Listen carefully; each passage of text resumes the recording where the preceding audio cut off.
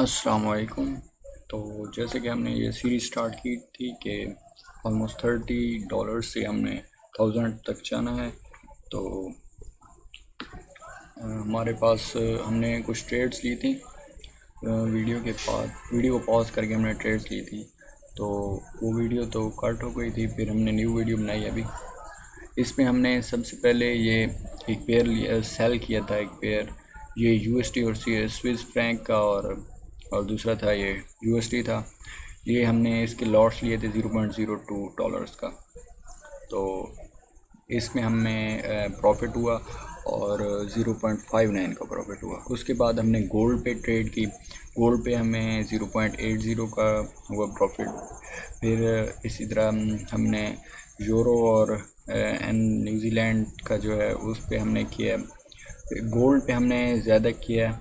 ये देखें आप, गोल्ड हमने पहले भी बाय किया था, इस बार फिर बाय किया क्योंकि गोल्ड ज़्यादा बाय जा रहा था, इसका ट्रेंड अपवर्ड था। तो हमने बाय किया, इसका एनालिसिस करके हमने फिर ये गोल्ड पे 1.08 का जो है वो प्रॉफिट लिया। फिर उसके बाद यूरो यूएसडी पे हमने सेल किया, लेकिन वो हम लॉट्स हमने वही 0.02 ही यूज़ किया था। बट हमारा जो एनालिसिस था वो ठीक था, बट हमारी जो ट्रेड की एंट्री थी वो गलत हो गई थी, जिस वजह से हमें माइनस हुआ $1.36 का।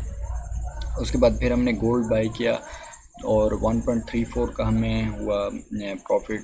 उसके बाद इसी तरह हम डिफरेंट पेयर्स में ट्रेड करते गए, फिर गोल्ड बाय किया और हमें ये हुआ पहली ट्रेड से मैक्सिमम ये 2.22, मतलब इसका प्रॉफिट हमें हुआ है $2.22 का।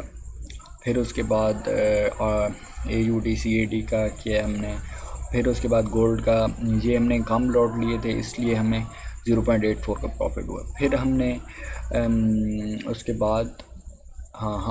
बाद फिर गोल्ड को बाय किया है, लेकिन इस बार हमने 0.02 का ही लॉट लिया था और हमने पिप्स ज़्यादा ली थी, और जिसमें हमारे पास 2.90 का हमारे पास प्रॉफिट हुआ।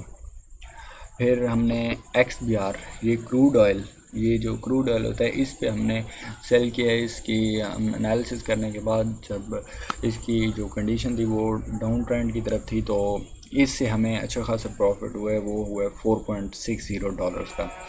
फिर हमने आज का जो था टारगेट $10 वो तो अचीव कर लिया था, लेकिन हमने फिर देखा है कि आगे जो है वो ट्रेड्स प्रॉफिट में जा रही हैं, तो हमने वो लगा दिया। लेकिन फिर वो जो माइंड की साइकोलॉजी होती है, वो फिर हमारा जो टारगेट अचीव हो गया था, तो वो ऊपर जो बंदा करता है वो ग्रीडनेस में आ जाता है। तो ग्रीडी नेचर जब बंदा शो करता है तो उसमें ऑब्वियसली बंदे को लॉस ही होता है। तो वो जब हमने ये सेल किया तो वो थोड़ा बहुत हमने एनालिसिस भी नहीं किया, इतना जल्दी ऐसे ही लगा दिया कि ये प्रॉफिट हो रहा है, तो वो माइनस में चली गई ये वाली ट्रेड भी, -3.11 में। फिर अगली जो गोल्ड की हमने बाय की वो भी फिर माइनस में, वो इतना एनालिसिस नहीं किया, वैसे ही लगा दी कि यार बाय जा रहा है। तो इस तरह भी नहीं करना आपने करना ये है कि हर ट्रेड पे एनालिसिस करना है।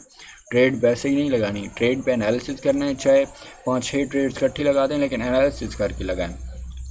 हर ट्रेड से पहले एनालिसिस लाजमी है, अगर एनालिसिस नहीं करेंगे तो ये आप देख सकते हैं हमें ये तो लॉस जो हुआ।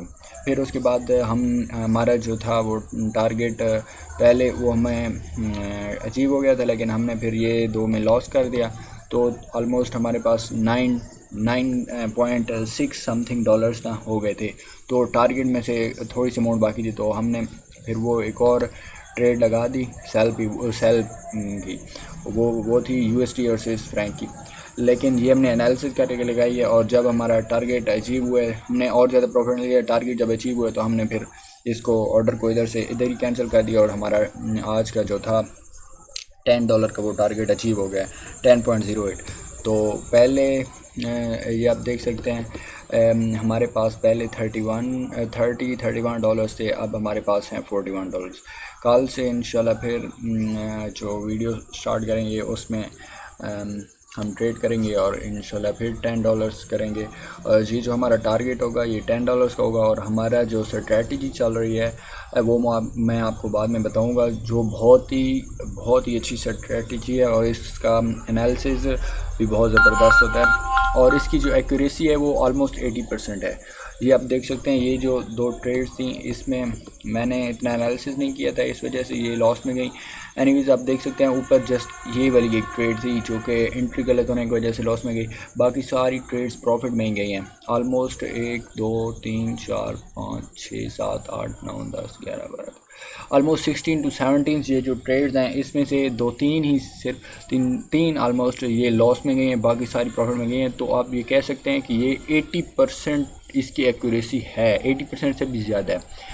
तो ये वाली स्ट्रैटेजी मैं आपको बाद में बताऊँगा, इसके लिए मैं अलग से एक वीडियो बनाऊँगा ताकि आप भी इससे एक अच्छा खासा प्रॉफिट अर्न कर सकें।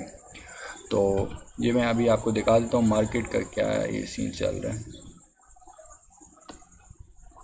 ये भी आप देखें गोल्ड जो था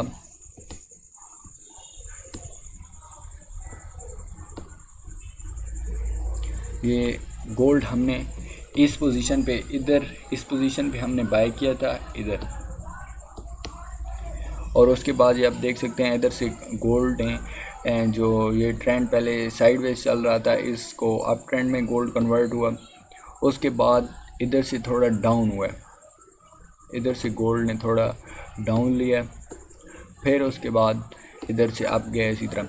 ये गोल्ड की है। इस इधर ये जो हमने क्रूड ऑयल पे लगाया था, ये एक स्ट्रेटजी हमारी चल रही है जो कि आपको बाद में बताऊंगा, इसके लिए एक अलग से वीडियो बनाएंगे। हमने लगाई थी इस जगह पे ट्रेड,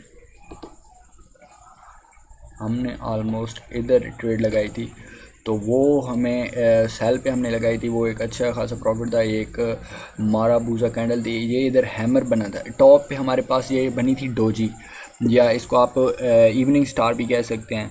ये इवनिंग स्टार के बाद हमारे पास हैमर बन गया और फिर ये इसी तरह एक बड़ी माराबूजा कैंडल बनी जिससे हमें प्रॉफिट अच्छा खासा अर्न हुआ था $4.60 का।